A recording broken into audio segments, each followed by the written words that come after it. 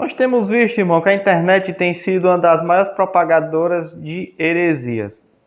Porém, ainda existe sim muito conteúdo bom na internet. Isso vale você saber procurar. Então eu vou trazer aqui 5 tipos de pregação que você deve assistir. Eu sou Francisco Facundo e já de antemão, se você é novo no meu canal, eu convido você a clicar no botão inscrever-se e receber o nosso conteúdo sempre em primeira mão e também deixar o seu gostei. Então segue-se mais uma mensagem resumida.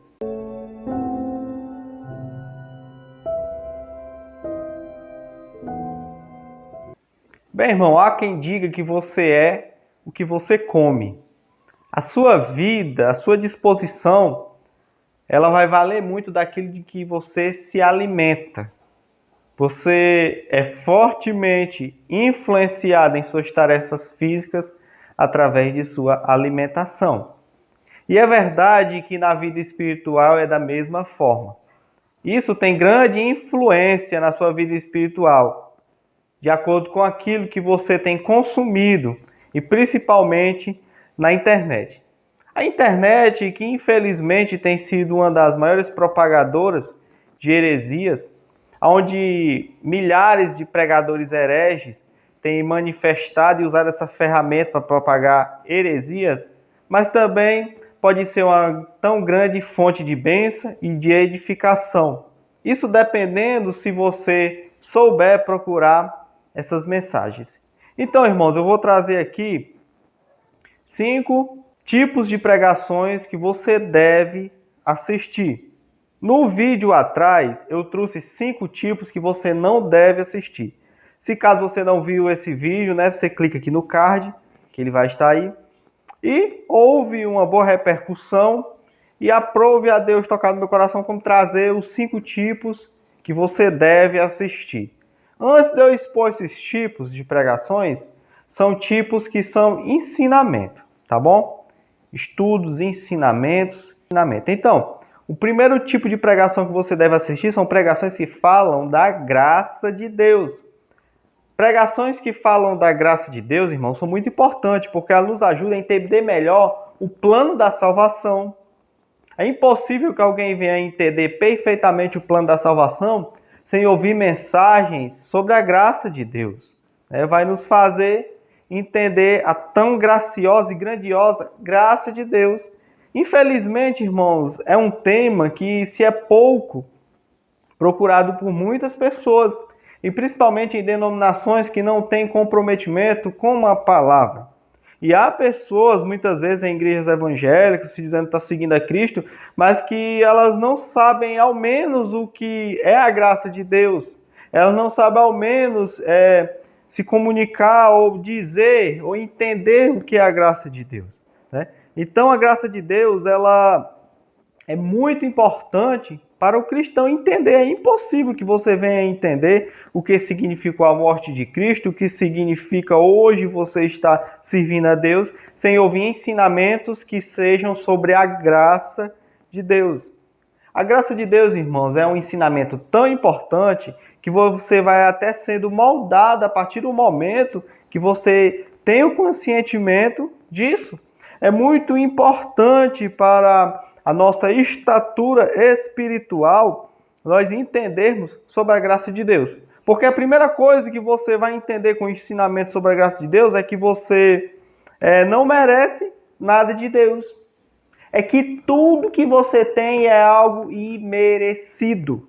E que Deus agiu com graça, com favor para você. Isso significa graça, favor imerecido. Aí automaticamente você vai se achando uma pessoa que não merece tal coisa que você tem. E automaticamente isso vai trabalhando maravilhosamente em você. O seu orgulho ele vai diminuindo, o seu ego você vai deixando de lado e automaticamente você se volta para Deus como uma pessoa humilde, como uma pessoa simples, como uma pessoa, como as Escrituras vai dizer lá em Mateus 5, um pobre de espírito, uma pessoa que mostra sempre a sua dependência de Deus, que sempre está com o espírito grato a Deus. Então você vai entender que a sua salvação não depende de você, depende de Deus, e por conta disso você vai deixar o legalismo de lado. Meu irmão, se você quer ver uma pessoa se libertar do legalismo, ensino sobre a graça de Deus. Sabe por que o legalismo ele existe? Em um lugar onde é ausente de ensinos da graça de Deus. Não bate uma coisa com a outra. Pessoas que só estão sugando o legalismo, automaticamente eles estão colocando a graça de Deus abaixo, né? Então a graça de Deus, irmãos, é um conteúdo que deve sim ser sempre consumido por nós cristãos. Lá em 2 Pedro 3,18 vai dizer: antes crescer na graça e no conhecimento de nosso Senhor e Salvador Jesus Cristo. Temos que crescer na graça e no conhecimento.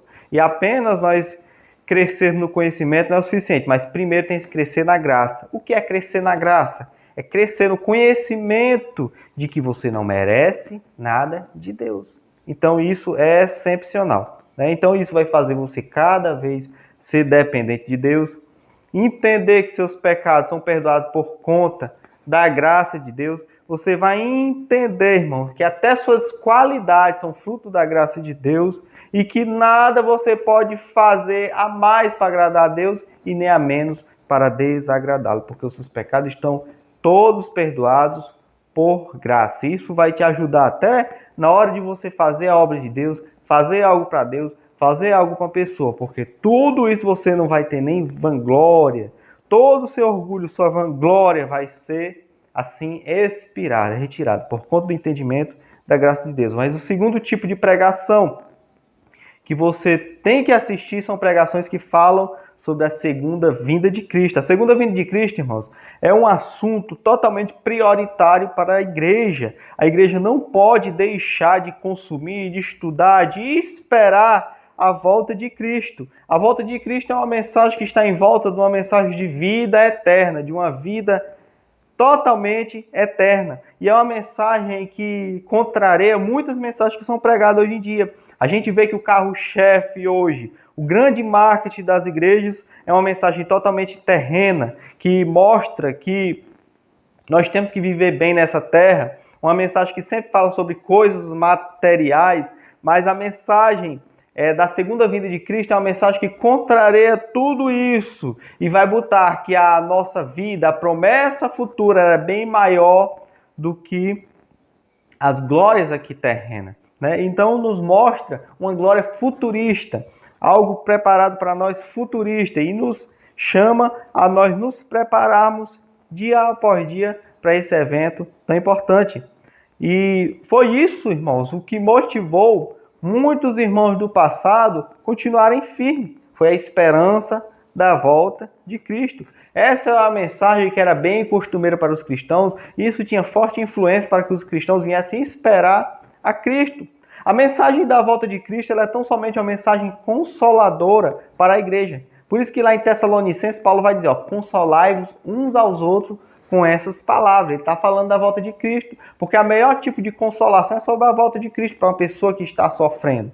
É o motivo de dizer para ela que por mais que ela esteja sofrendo, mas quando Cristo voltar, aquele sofrimento vai acabar. É dizer para você que por mais que você sofra uma doença, sofra uma dificuldade, eu sei que existe casos que Deus pode intervir divinamente, ele é soberano, mas existe casos que talvez ele não queira fazer isso, mas uma coisa é certa, se você se permanecer firme até o fim, a mensagem da volta de Cristo, ela te garante que todo esse sofrimento, ele vai findar. Então, irmãos, foi isso que motivou os irmãos serem perseguidos, comidos por leões e assim permanecerem até o fim. É porque eles acreditavam firmemente na mensagem da volta de Cristo. Foi isso que fez Paulo permanecer até o fim. Por isso que ele vai se expressar lá em 2 Timóteo 4,8, que desde agora a coroa da justiça me está guardada, a qual o Senhor justo juiz me dará naquele dia, e não somente a mim, mas também a todos que amarem a sua vinda. Paulo, essa é uma das últimas palavras do apóstolo Paulo, ele está prestes a ser degolado, morto, ele sabia que tudo isso ia acontecer, porém, ele vai expressar a sua firmeza, a sua fé, a sua esperança na volta de Cristo. Isso não significava que Paulo, como homem, estivesse temendo a morte como homem, mas pelo lado espiritual, como pelo lado da certeza da salvação, Paulo tinha total certeza de que a partir da morte, daquele momento doloroso, humano, ele estaria nas mansões celestiais. E não somente a ele vai dizer, todos aqueles que amarem a vinda do Senhor, Deus vai nos retribuir com a coroa, uma coroa incorruptível. Né? Então, irmão, infelizmente essas são as mensagens que têm deixado os púlpitos, né? Atualmente, é uma das mensagens mais pouco palatável, pessoas não querem ouvir a mensagem da volta de Cristo e, consequentemente, são pessoas que, infelizmente, não têm esperado a volta de Cristo, não têm esperado por conta de ausência de mensagem que fala sobre a volta de Cristo, que fala das mansões celestiais, que fala sobre o arrebatamento, que fala sobre a vida eterna. Mas o terceiro tipo de pregação que você deve ouvir são pregações que falam de arrependimento. O arrependimento, irmãos, ele é essencial, uma vez que nós não conseguiremos viver uma vida totalmente perfeita, uma vez que nós fomos libertos do pecado, mas é um paradoxo que nós ainda continuamos a pecar. O pecado é algo que nos rodeia, o pecado é algo que sempre está a nos rodear, aonde as Escrituras vai dizer, João, que nós não temos que pecar, porém, se pecar, temos um advogado. E para que nós temos um advogado, nós temos que nos arrepender, mediante a revogação que esse advogado vai fazer para conosco. Então, o arrependimento é algo que o verdadeiro cristão ele tem que ter. O conselho é que você não venha pecar, mas se for, porventura, pecar, o segredo vai ser você se arrepender, né? E, infelizmente, irmãos, a gente vê que há um ensino contrário atualmente, que diz que nós somos perfeitos, que diz que nós não podemos pecar, e isso é um erro, é onde as pessoas estão vivendo pecando, né?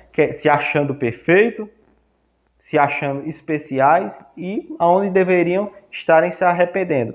Há quem diga, irmãos, que nós estamos passando por um avivamento, mas isso não é verdade, porque nós não vemos pessoas se arrependendo de seus pecados, nós não vemos pessoas muitas vezes se voltando para Deus, nós vemos muito nesses avivamentos atuais, são euforia, a gente vê pessoas fazendo show, fazendo tudo em nome de Deus, mas a gente não vê pessoas pranteando e mostrando arrependimento, porque todo avivamento veio através de arrependimento. A gente vê que nas Escrituras, sempre que o povo queria se voltar para Deus, sempre que o povo queria se avivar, sempre que o povo queria fazer a obra de Deus, sempre que o povo queria realmente se caracterizar como homens de Deus, se levantarem como povo de Deus, sempre o povo se arrependia. É por isso que você sempre vai ver nas Escrituras, principalmente no livro de Juízo, o povo se voltava para Deus, se arrependia de seus pecados. Se não vemos o exemplo do reinado de Israel, os reis de Israel, o rei Josias, ele rasga suas vestes quando tem um encontro com a palavra de Deus.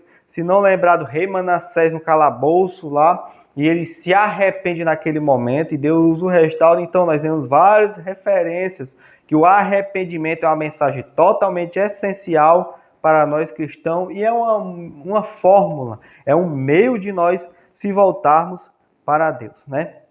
E essa geração, irmãos, não consegue se arrepender, porque estão acostumados com mensagens que tão somente amassageiam o ego, que levanta o ego delas. Elas também estão acostumadas a trocar essa mensagem de arrependimento por sacrifício. A pessoa muitas vezes está com problema e na sua vida está vivendo uma vida de pecado e vai na denominação e eles ensinam o quê? Eles dão um sacrifício para a pessoa cumprir, sendo ele um envelope, sendo ele um dízimo, qualquer coisa, e eles acrescentam que aquilo, o cumprimento daquele sacrifício vai perdoar o pecado daquela pessoa, mas isso não é suficiente. É por isso que também eles têm criado culto de libertação. É só ir para o culto de libertação, receber a oração e a pessoa está liberta. Não, irmão. O único meio infalível da pessoa ser liberta de sua vida de pecado é através do arrependimento e fé em Cristo Jesus, né? Então, irmãos, sem a mensagem de arrependimento, as pessoas vão continuar no pecado, vão continuar pecando. Aquele que rouba vai continuar roubando, independente, irmãos, de que ele esteja na igreja ou não. Se não houver uma mensagem de arrependimento, a pessoa não vai ter o pesar do pecado. Esse pesar só vem através da pregação de arrependimento, de uma exortação. E isso, irmão, vai ter muito impacto para a nossa conversão, para a nossa santificação e para a nossa regeneração. Porque a gente vê cristãos que não se comportam como cristãos, que não são regenerados, não são convertidos, porque não ouvem pregações de arrependimento, né? É por isso que a Bíblia vai dizer lá em Mateus 3:2, e dizendo isso Jesus, arrependeis porque está próximo o reino dos céus. Lá em Atos, capítulo 2, verso 37. E ouvindo eles isto, isso Pedro pregou, e ouvindo o povo isso, compungiram em seu coração e perguntaram a Pedro e aos demais apóstolos: que faremos, irmãos, para sermos salvos? E disse Pedro: arrependei-vos cada um de vós. Quando eles perguntaram a Pedro o que era necessário eles fazer para ser salvo, Pedro mandou eles cumprir algum sacrifício, Pedro mandou eles pegar algum envelope, Pedro mandou eles cumprir alguma campanha e ir para o culto de libertação? Não. Pedro olha para eles e diz, arrependei-vos. O único método e fórmula de convenção genuína, de edificação do homem, de avivamento, de trazer o homem para Deus através do arrependimento. E claro, e a fé em Cristo Jesus. Mas o quarto tipo de pregação, irmãos, que você deve assistir, são pregações que sejam cristocêntricas. A palavra cristocêntrica é Cristo está no centro. São pregações que você vê Cristo no centro, do início ao fim. Sendo que a pregação é a pregação da palavra. A gente vê que o centro da palavra de Deus é Cristo. De Gênesis a Apocalipse, o tema principal das Escrituras é Cristo Jesus. São pregações em que ele está no centro, são pregações que irão falar da majestade de Deus. Uma pregação cristocêntrica, ela vai exaltar a Deus, mostrar a soberania de Deus. É uma mensagem que mostra os atributos de Deus, as características de Deus, a sua magnitude, a sua misericórdia.